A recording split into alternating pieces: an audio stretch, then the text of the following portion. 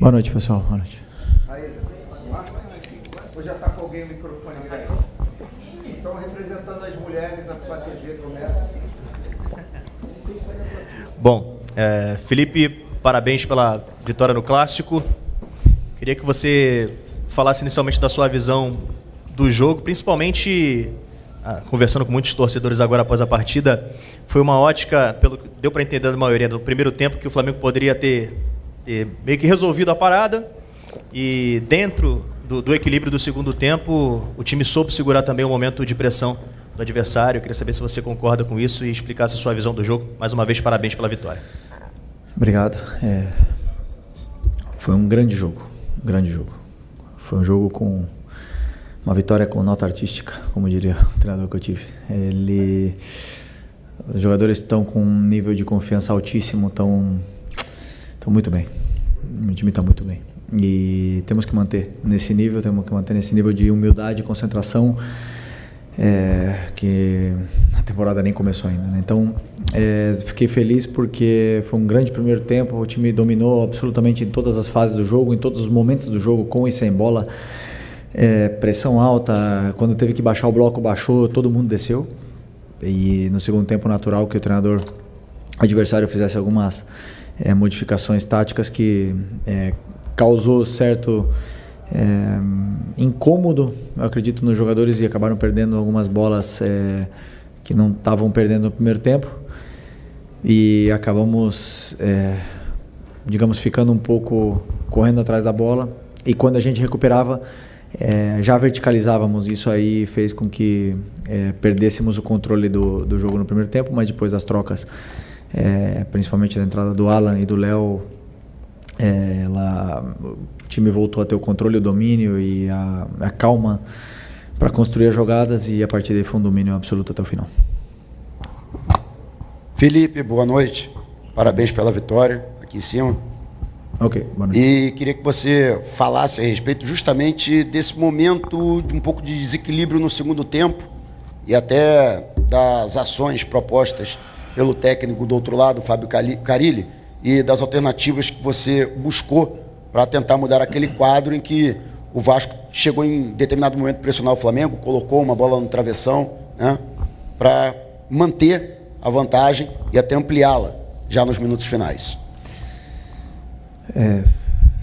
Quando você vai para o intervalo, sendo que quase não tinha nada para falar para os jogadores, não tinha detalhes mínimos para corrigir, detalhes finos mesmo. Então, assim, sabendo que o treinador adversário vai mudar, que vai fazer alguma mudança, que vai, ou até mesmo ou tática ou alguma troca de algum jogador, mas eu não sei o que ele vai fazer. Então eu não consigo avisar para os jogadores o que vai acontecer, eles têm que entrar no segundo tempo e até a gente entender o que está acontecendo, resolver. Mas a bola na trave veio de um erro nosso, de uma perca da bola. Então, são algumas coisas que podem acontecer, né? São naturais do jogo, né? Ninguém domina os 90 minutos, é impensável fazer isso.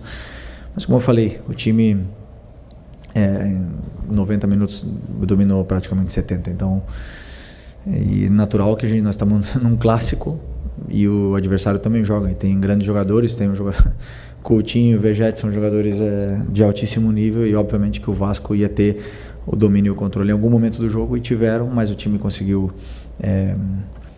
superar essas adversidades e outra vez acabar sem tomar gol, que é importante.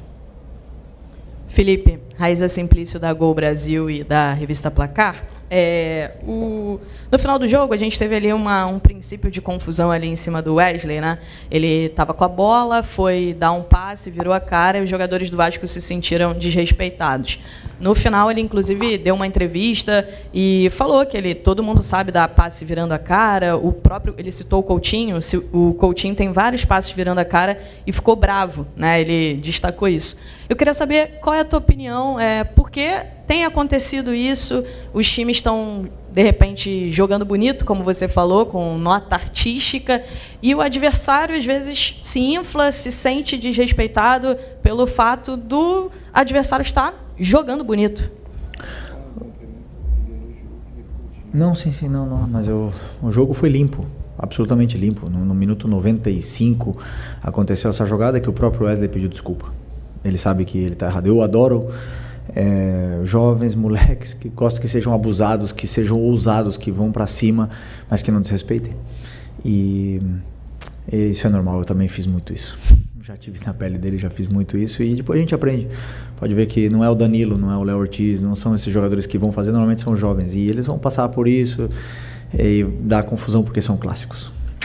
É basicamente isso. Hoje foi um jogo totalmente limpo, respeitoso das duas equipes. Contra o Botafogo não posso dizer a mesma coisa, mas hoje não tenho nada para falar, senão respeito máximo pelos jogadores do Vasco. Vencemos na bola e o jogo foi todo na bola. Oi, Felipe, aqui Sérgio Lobo, TV Globo, Sport TV. Você tem uma série de opções de jogadores que jogam pelo lado do campo, obviamente, cada um com a sua característica, e a gente percebe que, você até citou uma vez aqui numa coletiva, o que você escolher, né, você sabe que vai cumprir bem a função. Mas em relação a Arrascaeta, quando você, por exemplo, ou ele não joga, ou retira ele, como foi hoje durante o jogo, eu estou percebendo que você está, de repente, buscando adaptar ali alguém. Parece que hoje foi o Plata que você fez ali a função, mesmo tendo entrado ali o Luiz Araújo. Você acha que a função do Arrascaeta não diria um problema, mas é uma função ali que você ainda não está bem, você não está bem guardado ali, quando você tem que fazer situações e ele não está no jogo, ou iniciando, ou durante? Vou repetir o que eu falei na outra entrevista. O Arrascaeta, ele é único, um jogador único, um jogador diferente, um jogador que escolheu estar aqui no seu auge. Nós vimos o melhor Arrascaeta durante muitos anos e agora acho que ele está no auge da carreira de um jogador que 29, 30 anos, né? Que você se sente bem, você está bem fisicamente e o nível de entendimento de jogo ele é perfeito. Mas eu sempre penso e sempre monto um modelo em função do meu ataque, dos jogadores de ataque que eu tenho disponíveis. E se não tiver a Arrascaeta disponível, eu vou ter que montar uma outra estratégia, como eu venho fazendo quando o Arrascaeta não está no jogo. Então sempre em função primeiro do atacante, do 9, e depois adaptando as peças ao redor disso, né? Então, se o Arrascaeta não está, tem outros jogadores que podem fazer. Bom, Plata fez nos jogos mais importantes e foi muito bem. Gerson faz. Luiz Araújo faz. Matheus Gonçalves faz a 10. Estou esquecendo. Nico faz. Tem vários jogadores. O Arrascaeta é único, né? Mas eu posso adaptar vários jogadores para jogar nessa função. E até mesmo Michael já fez contra o Fortaleza e Bruno Henrique já fez. Então, eu tenho vários coringas dentro do elenco que eu posso ir mexendo e jogando com essas peças aí que nos dão muito para a equipe. Boa noite, Felipe. Bruno Castanho, Rubro News TV. Primeiro eu queria falar, né, com você sobre essa questão do elenco. Você falou de um jogo que, por um momento, ali perdeu o controle e você faz as substituições, 3 primeiras, depois entra o Cebolinha que faz um golaço, a importância desse elenco. E uma pergunta individual sobre o Wesley. Toda a coletiva aqui é perguntada pelo Wesley, elogia, e de fato o Wesley hoje é o melhor lateral do Brasil e vai ser convocado para a seleção com méritos.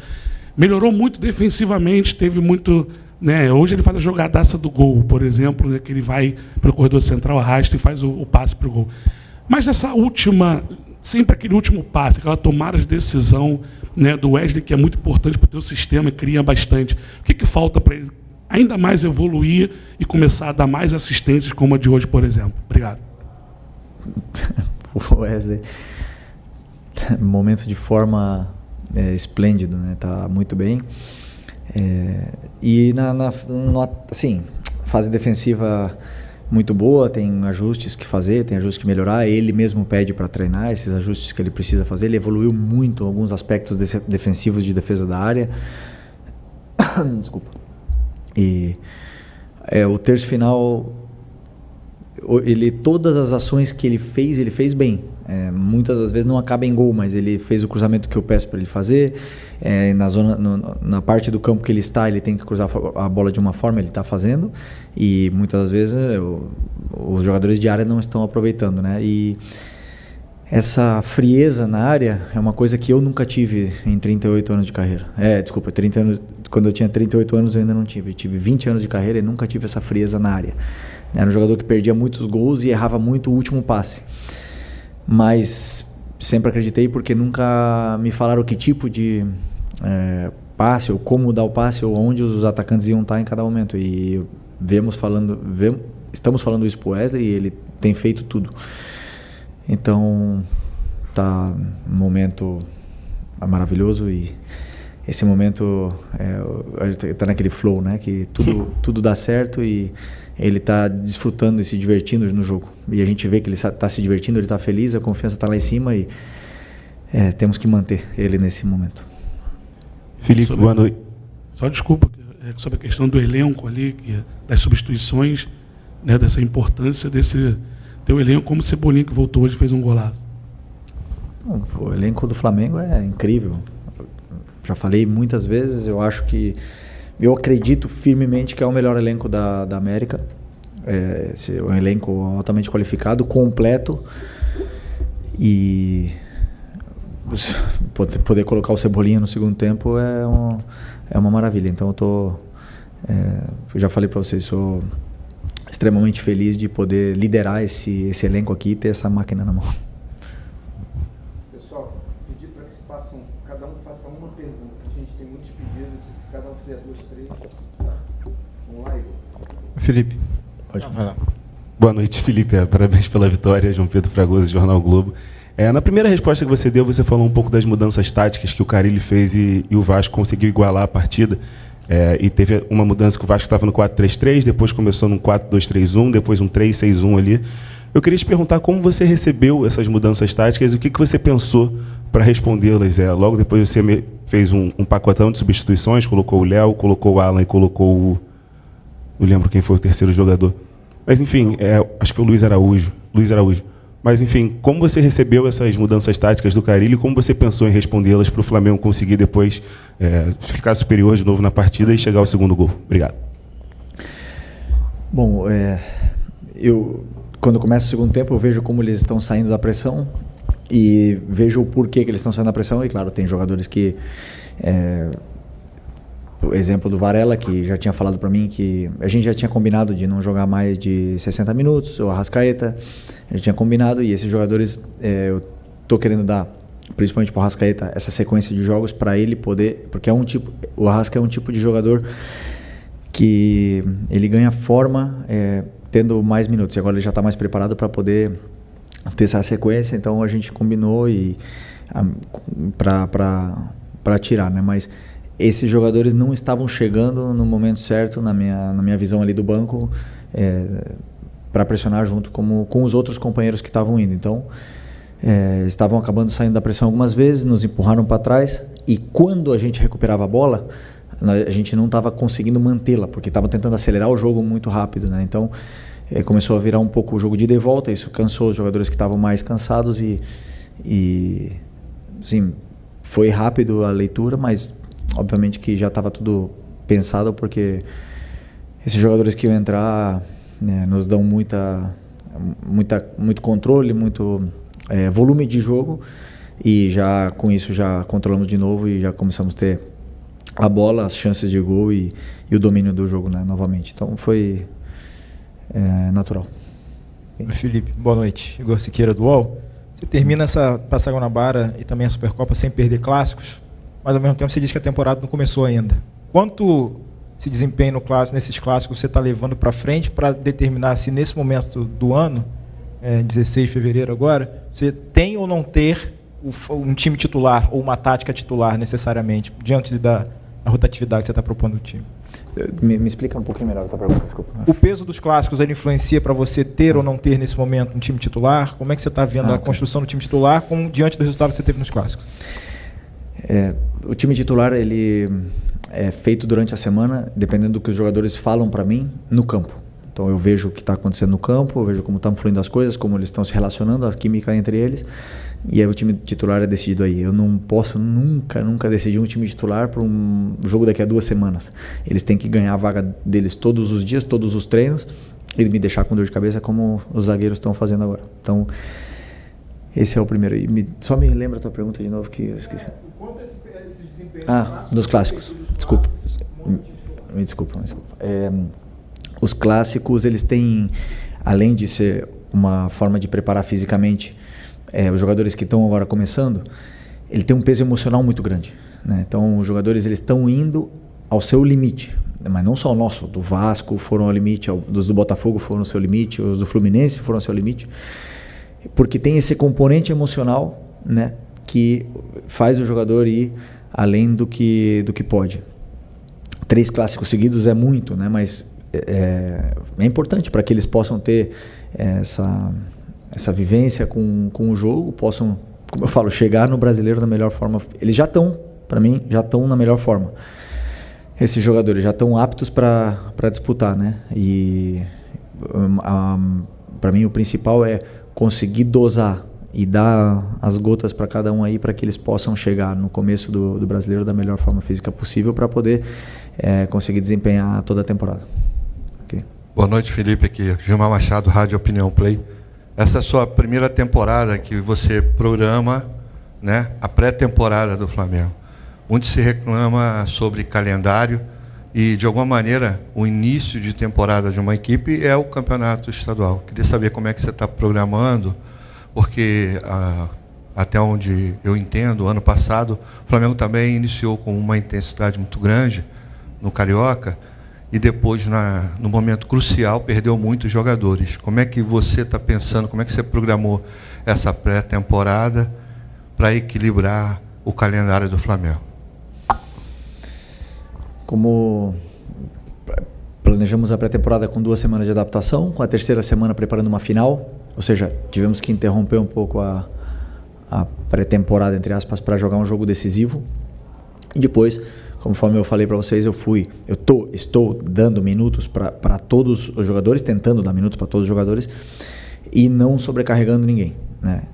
Alguns jogadores repetiram, mas são jogadores que segundo o nosso entendimento, no entendimento do departamento médico e do preparador físico, são jogadores que podem e conseguem e precisam de uma sequência, como é o caso do Arrascaeta, que agora vai começar, é o caso do Gerson, que também condiciona muito jogando, e alguns outros jogadores. Acredito que conseguir, por exemplo, não dar sequência para o Cebolinha, para o Luiz, nesses jogos agora, que são jogadores que vinham de lesões importantes, e estou esquecendo de alguém aqui. Bom, não sei, agora não lembro quem mais, mas como eu falei, para que agora vamos chegar, vai chegar o jogo do Maricá, depois temos a semifinal, né, se não me engano, é isso, semifinal e a final, e continuar usando todos esses jogadores para poder chegar bem no começo do Brasileiro, e sem ter um time titular, como o teu companheiro me perguntou, porque não é que eu tenho um time titular, eu penso sempre em função também do adversário, nas peças que eu vou escolher, e a pré-temporada é isso. Agora, é uma temporada muito longa, com muitos jogos, e obviamente que vão acontecer lesões, como aconteceu o caso do Ayrton Lucas, um trauma, o Juninho trauma, o Alexandre trauma, a lesão muscular como a do Michael. É natural que aconteça no futebol. O importante é sempre saber respeitar os processos e saber que isso, nós estamos sujeitos a isso, mas com o elenco que eu tenho, estou bem servido para suprir qualquer baixa e poder chegar, manter esse nível na temporada. O que vai dar, por exemplo, para os jogadores ter essa forma, na minha opinião, também depende muito do plano de jogo e do modelo de jogo, porque se os jogadores sofrem e correm errado, claro que eles vão correr mais do que precisam. Okay. Boa noite, Felipe. Fábio Barcelos, Família da Nação.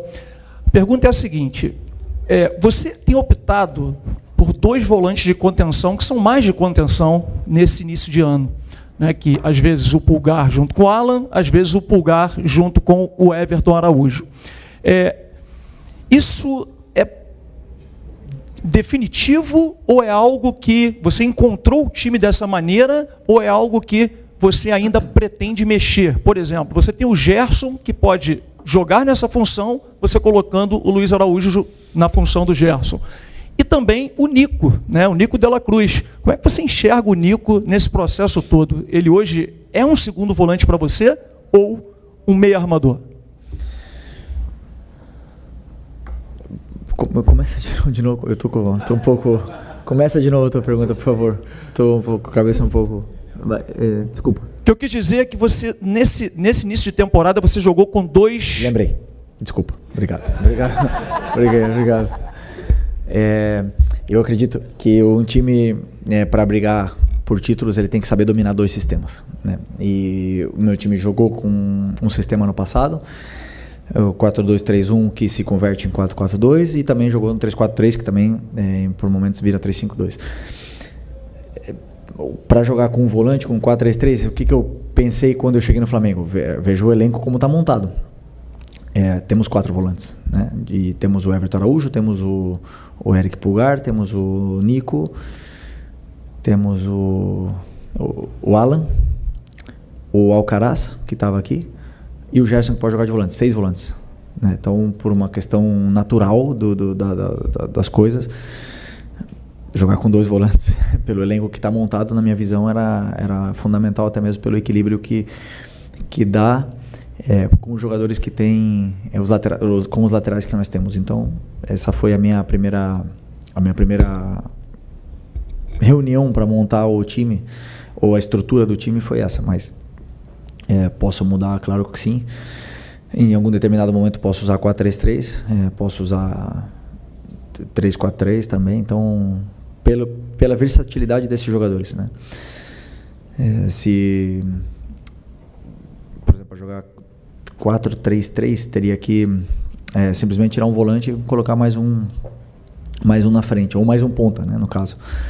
É uma adaptação, a gente pode fazer perfeitamente, dependendo, como eu te falei, do plano de jogo do adversário. Então, em função do adversário. Então, isso a gente estuda, analisa, mas eu acredito que o time está bem encaixado dessa forma, eles estão se sentindo bem, eles se entendem, eles têm relações, e esses 4 volantes treinam junto todas as semanas, inclusive o Gerson treina também às vezes de volante, para criar essas relações e se complementar dentro do campo da forma que eu quero. Respondi? Ou não? Só o Nico. Como é que você vê o Nico? O Nico, eu vejo ele como volante, do lado tanto do Eric, do Alan ou do Everton, e com características diferentes. Ou seja, o Nico me dá coisas que o Alan e o Everton não dão, né? Mas o Everton e o Alan me dão coisas que o Nico não dá. Por exemplo, contra o Fluminense, eu vi que o Everton foi criticado, mas o Everton fez tudo o que o treinador pediu. Eu não pedi para ele dar passes para gol, eu não pedi para ele dar assistência, não. Ele fez tudo o que eu pedi. Então, se o torcedor não entende, mas eu falei para ele, né? Então ele pode ficar absolutamente tranquilo que é a característica do jogo que ele tem, me dando coisas que eu acho importantes para algum jogo. Então a do Nico tem características, ele é super vertical, olha muito para os jogadores determinantes do time, eles se relacionam bem e sabe sair da pressão com condução. Então ele me dá essas possibilidades para poder adaptar dentro desse modelo. Aqui, Felipe. Aqui. Letícia Marques, do GE. Pegando um gancho também de uma resposta que você falou sobre a zaga já estar te dando dor de cabeça, queria falar um pouquinho do Danilo. Ele jogou já com o Ortiz, jogou com o Léo Pereira. Hoje ele teve uma atuação muito boa. Dentre todos os jogadores, ele foi quem mais teve passes certos, por exemplo, assim, trazendo um número. E eu queria saber como é que tem sido para você ver essa opção na zaga e o que tem sido diferencial para você definir a zaga titular. A formação do adversário também está relacionada? Porque, assim, pensando no Léo Ortiz, ele te entrega uma saída de bola diferente em relação aos outros. Queria saber como é que você está definindo a zaga titular em meio a essa disputa de dor de cabeça. Bom, ainda não tem nada definido, mas a contratação do Danilo é um acerto muito grande por parte do Boto, porque eu acredito que um jogador desse calibre, que vem no nosso elenco, um jogador que era titular da seleção brasileira, que era titular da Juventus até dezembro, escolhe vir para o Flamengo, e como eu falei na outras vezes, perdoando muito dinheiro, fazendo um esforço muito grande para poder jogar num clube que ele ama, é muito interessante isso para o Brasil, para o futebol brasileiro primeiro, para o escudo do Flamengo é muito importante que um jogador escolha isso, porque demonstra a grandeza que esse clube está hoje, né, que pode permitir e pode oferecer aos jogadores do nível do Danilo ser campeões. Então isso é muito importante. E a concorrência entre eles é o que vai elevar muito o nível deles, né? Depois eu vou escolher, alguns deles em algum momento vão ficar com certeza brabos comigo, mas Eu sempre digo e penso e acredito firmemente que o campo fala. E se eles estão falando no campo, os 3 estão insubstituíveis, eu vou ter que fazer alguma coisa para os 3 jogarem. Então, assim, depende deles. Simplesmente isso. E eu vou escolher sempre os que me falarem mais no campo. Mas, claro, com tantos jogos, todos eles vão jogar. Oi, filho, aqui. Tudo bem? David Sharp, antenados na jogada. Olha, não tem como não te perguntar sobre o Alcaraz, porque hoje ele acabou com o jogo lá na Premier League. Um gol, uma assistência, 3 passes decisivos, uma grande chance criada, e foi a maior nota, jogando como meia.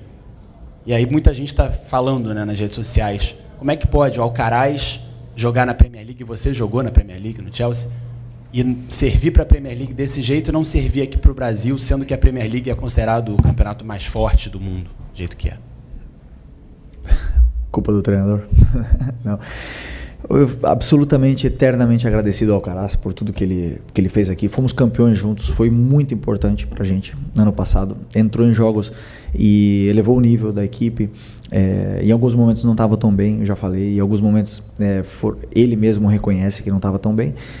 Mas muitas das vezes os jogadores eles são assim, funcionam melhor em algum lugar, em um clube com algum treinador e com outro menos, ou com algum modelo melhor e com outros menos.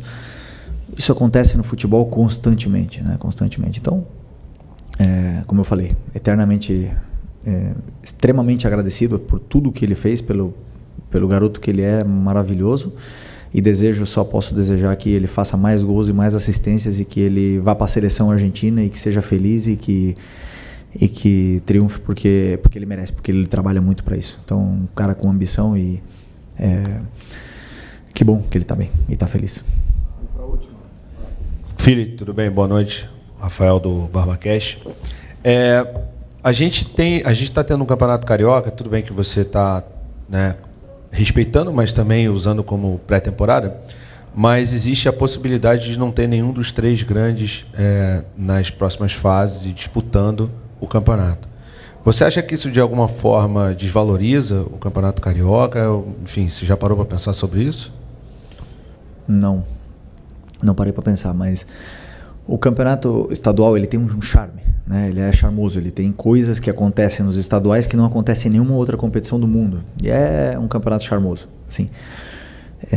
E como eu falei outras vezes para vocês, o campeonato estadual nos times grandes ele serve para derrubar o treinador. Se o treinador não ganha, se ganha, não acontece absolutamente nada. Por sorte ou por a diretoria entende que o Campeonato Carioca também serve como uma preparação. Queremos ganhar, mas como a gente falou, vamos tentar não hipotecar a temporada toda em função do Campeonato Carioca, né? Porque ele tem como eu falei, a torcida gosta de ganhar o Campeonato Carioca, ele gosta de disputar. Mas vamos tentar ganhar sem fazer nenhuma loucura, sabendo que o principal objetivo é o Campeonato Brasileiro, a Libertadores, né? Depois a Copa do Brasil, então, e o Mundial que está no meio do ano. Então, assim, que não estejam os times grandes dá mais mérito ainda pro Flamengo, que está jogando com times alternativos, que está revezando todo mundo e estamos classificados não? Praticamente, né? Estamos classificados. Isso dá muito mérito pro Flamengo. Não é fácil ganhar.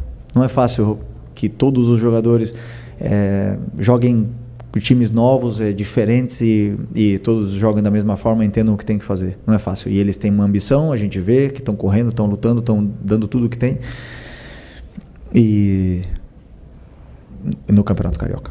Então, assim, a gente não é que não leva a sério, nós levamos a sério, temos muito mérito, e os outros times que não estão nessa fase de classificação não é que não levaram a sério, simplesmente não fizeram a mesma campanha que nós, por isso jogo o mérito aí pro Flamengo.